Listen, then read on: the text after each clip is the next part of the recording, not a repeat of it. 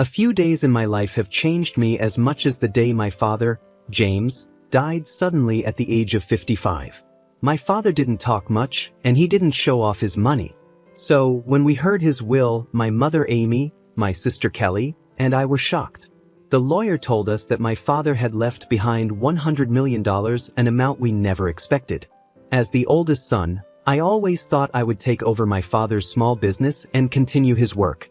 But the will not only showed his hidden wealth, it also divided the money in a way that gave much more to Kelly and me than to our mother. This news caused a lot of trouble in our family. My mother, Amy, who was 50 at the time, was heartbroken. She couldn't understand how her husband of 25 years had made so much money without her knowing, or why he gave it out so strangely. Her sadness quickly turned into doubt and anger. She started to question if the will was real, feeling like she had been left out of a life she had always been a part of. This shook her trust and sense of security deeply. In the middle of this, Kelly, who was 28, stayed unusually calm. It seemed like she might have known more about our father's plans than she first said. Her calmness made things even more tense between her and our mother. As for me, I felt stuck. I was caught between my mother's disbelief and the shocking reality of our new financial situation. I wondered why my father kept these secrets and what led him to divide his wealth in such a strange way. The inheritance, instead of feeling like a gift, felt more like a curse that could tear our family apart. The will became the center of arguments, with each of us dealing with shock and confusion in our own way. Soon, my mother decided to challenge the will in court. Our home, once a place of love and togetherness, became a battlefield filled with secrets and shifting loyalties. Throughout it all, I struggled with my own feelings, trying to hold on to my love for my family while also dealing with this difficult situation. I respected my mother, but I also wanted to honor my father's final wishes. This argument over the inheritance brought up deep problems in our family, making us question the strength of our relationships. It made me realize that the money my father left could change our lives, but at what cost? That answer seemed more and more troubling as we prepared for a legal fight none of us really wanted. With each step, we felt more and more of what we had lost since that shocking day. After finding out about my father James's will, we were hit with a rush of emotions and legal documents. My mother, Amy, overwhelmed by grief and disbelief, decided to challenge the will. She couldn't understand how my father had secretly saved up $100 million, and she couldn't accept that he left most of it to my sister and me, leaving her with much less. She didn't think the will was genuine. With the help of Mr. Charles, our family lawyer, my mother started a legal battle that soon took over our lives. The courtroom became the place where all of our family's private matters were exposed. Each session revealed more about our personal and financial lives than we ever wanted. My mother's case was built on several points.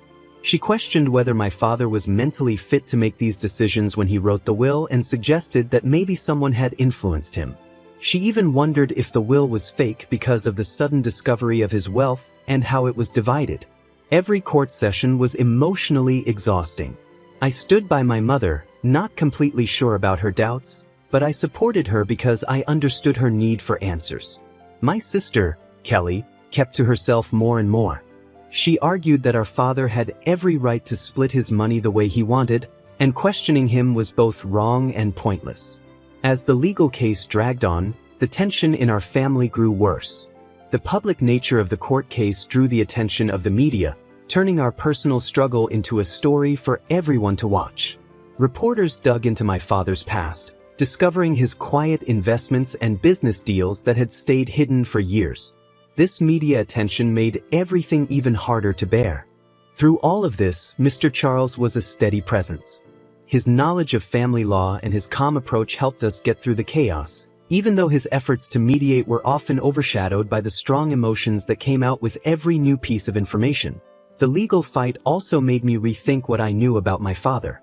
Each court session, with each new fact about his hidden life, painted a different picture of the man I thought I knew. I thought I knew my father, but maybe I never really did.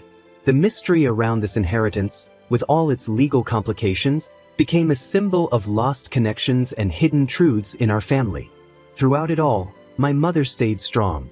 She fought the case not just for her share of the money, but to find the truth about the man she loved and the life they built together. This battle, though full of legal issues, was really about finding out who we were and wanting to be recognized in the shadow of a legacy that suddenly felt both mysterious and huge. The fight over my father's will not only revealed his hidden financial life but also started to change how we related to each other as a family. As the legal case continued, my sister Kelly's views began to change, creating more distance between us. At first, Kelly was as surprised as the rest of us by what the will revealed. But as time went on, she started to agree with what our father had written. Kelly, who was 28, began to believe that our father had reasons for the choices he made in his will. She thought his decisions were intentional, maybe to teach us lessons we hadn't yet learned. This put Kelly in direct conflict with our mother, Amy, who felt betrayed and confused by being left out of the large part of the inheritance. The tension between them grew quickly. Family gatherings turned into arguments about the will, loyalty, and grief.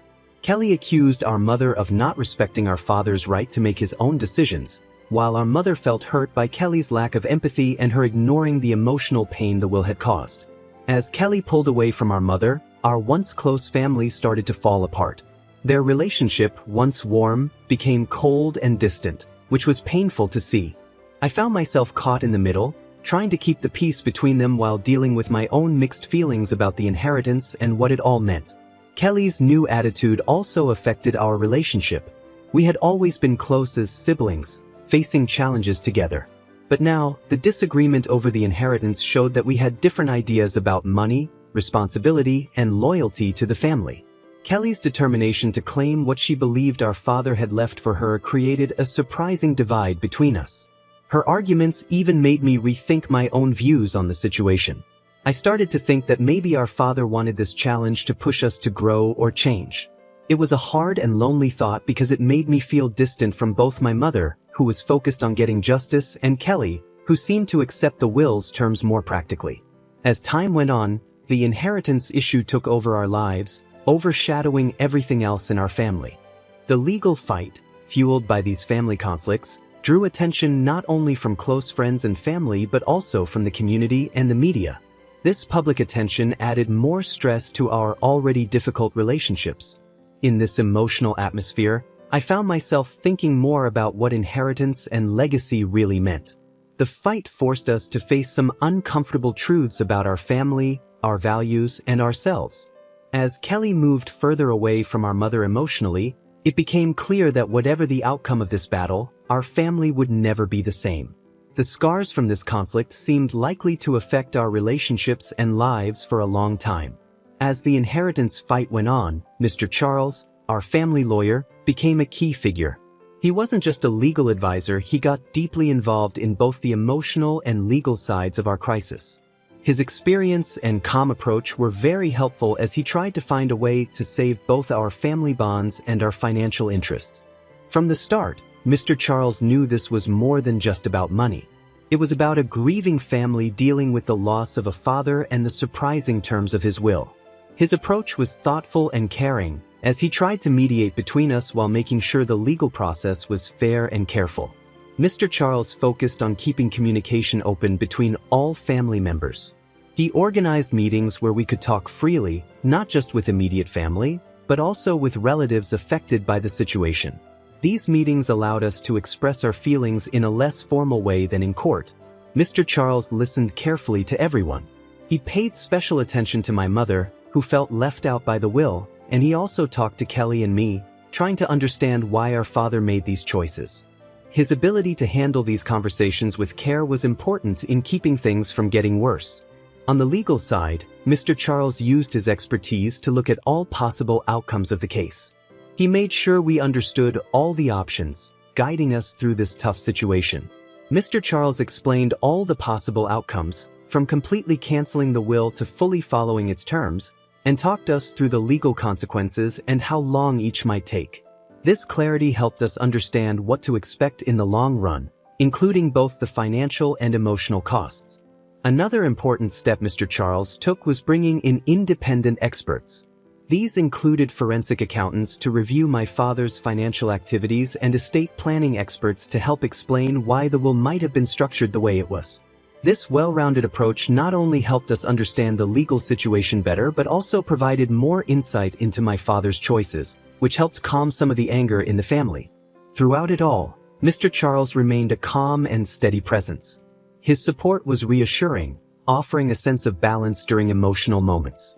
His mediation efforts didn't always lead to immediate solutions, but they brought a needed level of professionalism and care. As time went on, Mr. Charles became more than just a lawyer, he became someone we could trust, guiding our family through one of the hardest times we had ever faced. Although the outcome of the legal battle was still unclear, his work ensured that whatever happened, the process would respect everyone's dignity and emotional health. In the middle of this legal fight and shifting family dynamics, my role as the eldest son became more complicated. I wasn't just trying to handle the inheritance issues. I was also trying to keep our family from falling apart. It was a tough challenge. On one side was my mother, Amy, heartbroken and feeling betrayed by the will, and on the other was my sister, Kelly, who saw our father's decisions differently than we did. As I watched our family struggle, I often wondered about my father's intentions. Could he have predicted the chaos his will would cause? Or did he think that the financial security he provided would be more important than the emotional toll? These thoughts stayed with me as I tried to hold our family together. The $100 million estate, which should have been a blessing, felt like a curse. Greed and distrust had taken over our relationships, replacing the warmth and trust we once had. Each new legal update or discovery seemed to drive a bigger wedge between us, with family members taking sides in what felt like a personal and painful battle. My efforts to bring peace were met with mixed responses. My mother, hurt and confused, leaned on me for support. My mother's pain made her hesitant to engage in any conversations that might seem to go against her fight over the will. Kelly, on the other hand, viewed my attempts at keeping the peace with some suspicion, thinking I wasn't fully supporting our father's wishes. This balancing act between the two was emotionally and mentally draining for me. To try and understand both sides, I arranged private talks with each family member.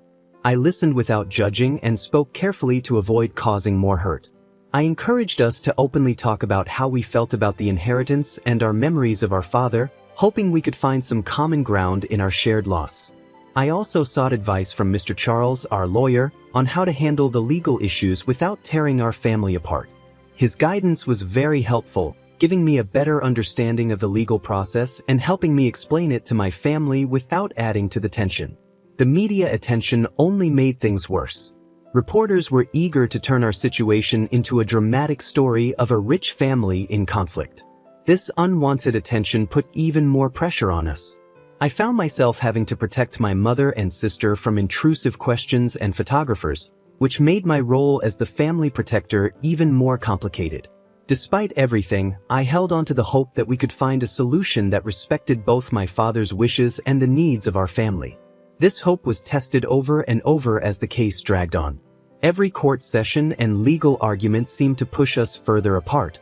Deep down, I knew that the real battle wasn't just over the millions my father left behind, it was about the legacy of our family's unity and the values we wanted to hold on to. The struggle to maintain that unity during all the chaos of greed and grief defined my role as a brother and a son during this difficult time. Just when we thought we understood the situation with the $100 million inheritance, a new twist made things even more complicated. Further investigation into my father's finances revealed that he had hidden more assets in various investments and offshore accounts. This discovery shocked us all, making us question even more what we thought we knew about my father and his legacy. The forensic accountants Mr. Charles had hired as part of the legal case uncovered these hidden assets. They found that the $100 million estate was only part of a larger collection of wealth my father had carefully hidden. The reasons behind my father's secrecy became an even bigger mystery, complicating both our emotions and the legal strategies surrounding the will. As the eldest son and a key figure trying to keep the family together, this new revelation made my role even harder to manage. I found myself at the center of this new situation. The discovery had two effects. It made the greed and conflict among our extended family worse, while also offering a chance for a fairer solution within our immediate family if handled properly. The newly found assets were quite varied, from real estate in different countries to investments in private companies and large stock portfolios. This changed everything about the inheritance fight, making us rethink our legal strategy.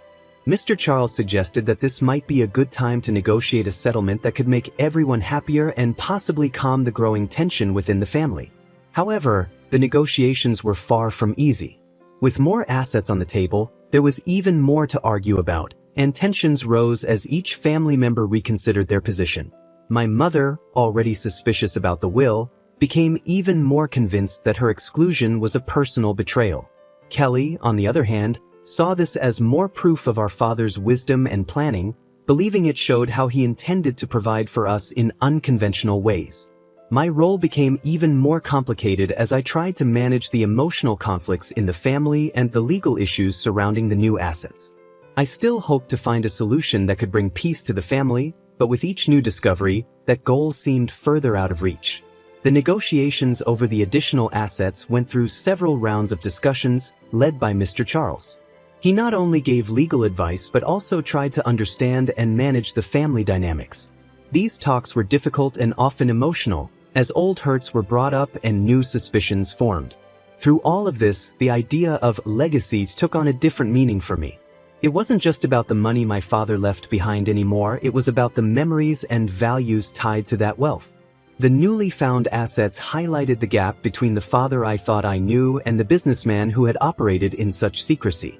As we moved forward, the challenge was to balance his role as a family man with his secret financial life, which made it hard for us to come together and heal.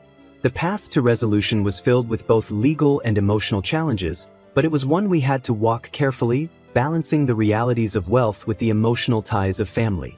The court proceedings, already complicated by the financial discoveries, became more personal during the testimonies. These court sessions revealed the deep cracks in our family that had been hidden for years, and emotions ran high as we tried to untangle my father's true intentions. As the eldest son, this made the process even more intense and personal for me. I watched with a heavy heart as each family member took the stand. The courtroom, filled with lawyers, reporters, and curious onlookers, was a harsh setting for the raw emotions my mother Amy and my sister Kelly showed. Each testimony revealed their pain, hopes, and feelings of betrayal. My mother's testimony was especially heartbreaking. She spoke about her life with my father, James, describing what she thought was a partnership built on respect and shared decisions. Her voice cracked as she talked about the later years of their marriage when James became more secretive. At the time, she thought it was just the stress of his business, but now she believed it was related to the secret wealth he had been accumulating. She expressed feeling betrayed not only by the will but by their entire marriage, which she now saw in a different light. Kelly's view was very different.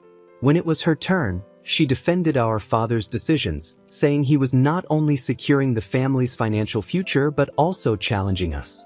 She believed he wanted us to rise above our personal conflicts and handle his legacy with maturity and grace.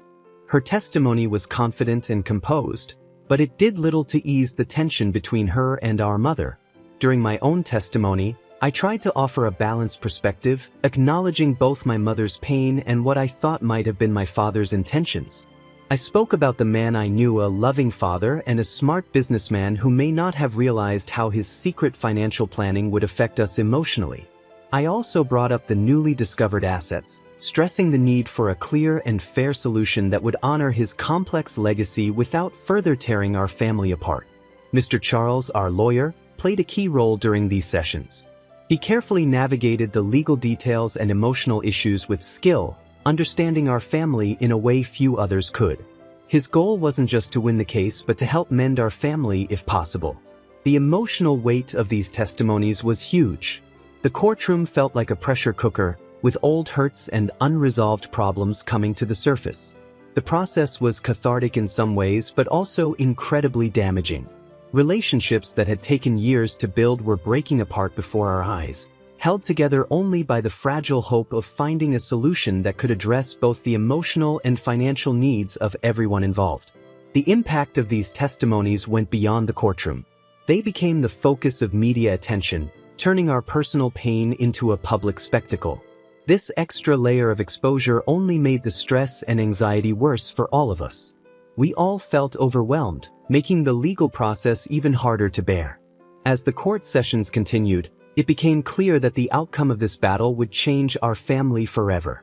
No matter what the final decision would be, the emotional scars would last, and we would have to figure out how to move forward after dealing with a legacy as complicated as the man who left it behind. As the inheritance fight dragged on, the chance of a peaceful settlement seemed to fade. We had started with a small hope of reaching a compromise that would help us avoid the bitterness of a long court case. But as everyone held firm to their positions, the negotiations fell apart. What had begun as hopeful discussions turned into failed attempts that only made the divides in our family worse. At first, there were some positive moments.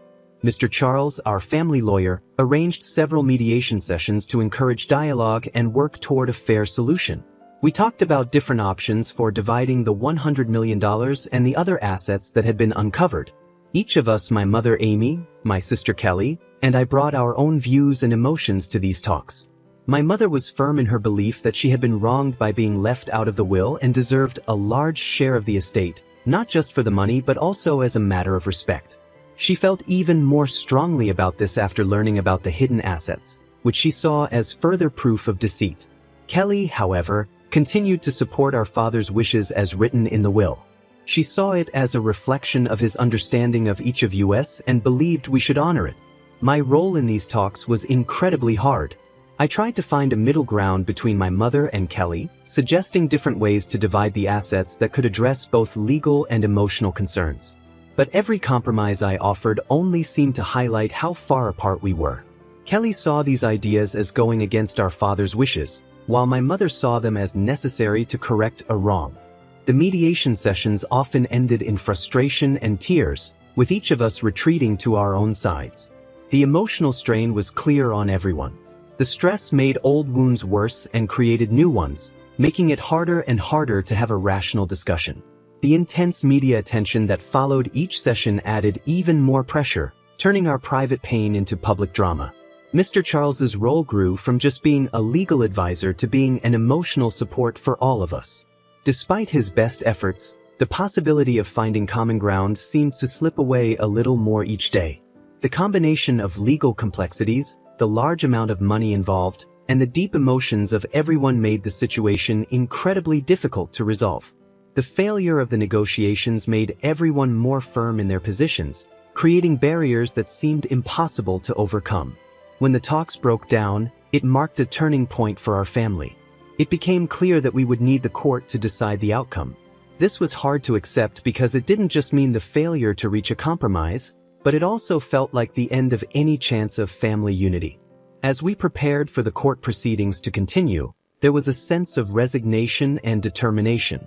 The stakes were higher than ever, not just in terms of money, but also in the lasting impact this legal battle would have on our relationships. A court ruling seemed inevitable, but it didn't offer much hope for healing the divisions that had come to define how we interacted. After months of emotional testimonies, failed talks, and deep legal scrutiny, the day of the final verdict arrived. This was the moment that would decide how my father's $100 million estate, along with the newly discovered assets, would be divided. It would also reshape the dynamics of our family. The tension was thick as we entered the courtroom, each of us feeling a mix of fear and hope. As the judge began to speak, the room went silent. The verdict would not only settle the legal dispute over the inheritance but also mark the start of a new chapter for our family. This chapter might bring us back together or permanently break the fragile bonds that still connected us. The judge acknowledged the complexity of the case, noting how deeply emotions had influenced the entire process. The decision considered the many legal arguments presented, the personal testimonies that revealed much about our relationships, and the possible effects on family unity. The verdict was more balanced than we had expected. It didn't completely favor any one side but offered a compromise that aimed to address the concerns raised by everyone. The judge ordered a redistribution of the assets that was different from what my father's will had laid out. My mother, Amy, was given a significant portion, recognizing her role in my father's success and the unfairness of her being excluded. Kelly received a large share as well, but with conditions to ensure the responsible management of the wealth, reflecting her focus on preserving our father's legacy and business values. As for me, I was given the responsibility of overseeing certain parts of the estate, with the task of balancing our father's business legacy while making sure that all family members were fairly supported. The verdict also required us to attend family counseling as part of the estate settlement, recognizing the deep emotional wounds that needed healing beyond the legal matters. This showed the judge understood that the issues we faced weren't just about money, but about the very core of our family relationships. When we left the courtroom, the mood was quiet and heavy. There was some relief that the legal fight was over, but the emotional weight was still there. Kelly, Amy, and I exchanged tired looks, knowing that while the court had made its decision, the journey to emotional healing and real reconciliation was just beginning. In the days after the verdict, we took small steps toward understanding and possibly forgiveness. The required counseling sessions weren't so much about the will anymore, but about years of miscommunication and unspoken feelings. Slowly, we began to see each other not as enemies in a legal fight but as family members who had all lost something irreplaceable: the trust and simplicity we once shared before the will was revealed. The court's decision had definitely changed our family dynamics, creating new rules for how we would interact and handle financial matters. But it also gave us a small hope that, over time, we might rebuild something stronger from the conflict. The final ruling on the inheritance brought both an end and new challenges. It closed the chapter on our bitter legal battle over my father's $100 million estate but opened a time for reflection and rebuilding as we moved forward. One of the biggest lessons we learned from this experience was the importance of being open with each other. The secrecy around my father's finances had been a major cause of the conflict. From now on, we committed to being more transparent about financial matters, making sure no family member would ever feel left out or surprised again. This openness extended beyond just money. It included having more honest conversations about our expectations and concerns as a family. Another important lesson was the value of good legal and financial planning.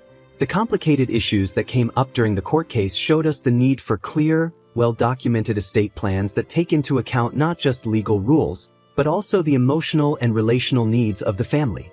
We learned that estate planning shouldn't be done in secret but should involve everyone affected. This way, misunderstandings can be avoided, and there would be a clear plan for future generations. The required family counseling sessions ended up being a turning point for us. They taught us the importance of addressing issues before they grow into big problems. Through these sessions, we began to better understand each other's perspectives and concerns, which helped us start the healing process. We realized that truly listening to each other was just as important as any legal document for keeping family peace. This experience also showed us that wealth can be both a blessing and a burden. We saw how money could create opportunities but also cause conflict and unhappiness. This made us rethink our values as a family. We started to focus more on our relationships and shared experiences instead of just material things. We understood that the real legacy we wanted to leave behind was one built on mutual respect and support. As we put these lessons into practice, new beginnings started to form. Amy, Kelly, and I began to build a different kind of relationship, one that was more careful and thoughtful, but also more mature.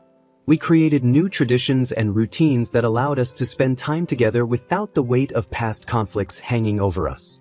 We also began working together on charitable projects, using part of the inheritance to support causes that mattered to us. These efforts helped repair our family bonds and gave us a way to honor my father's legacy in a positive way. Working on these projects gave us a shared purpose and helped shift our focus from what we had fought over to what we could accomplish together. Looking back, it was clear that while the inheritance battle had been painful, it also taught us important lessons. We learned about resilience, the complexity of family relationships, and the power of forgiveness. As we moved forward, these lessons became the foundation of our new start, leading us toward a future that, while different from what we had imagined, offered the hope of unity and mutual respect.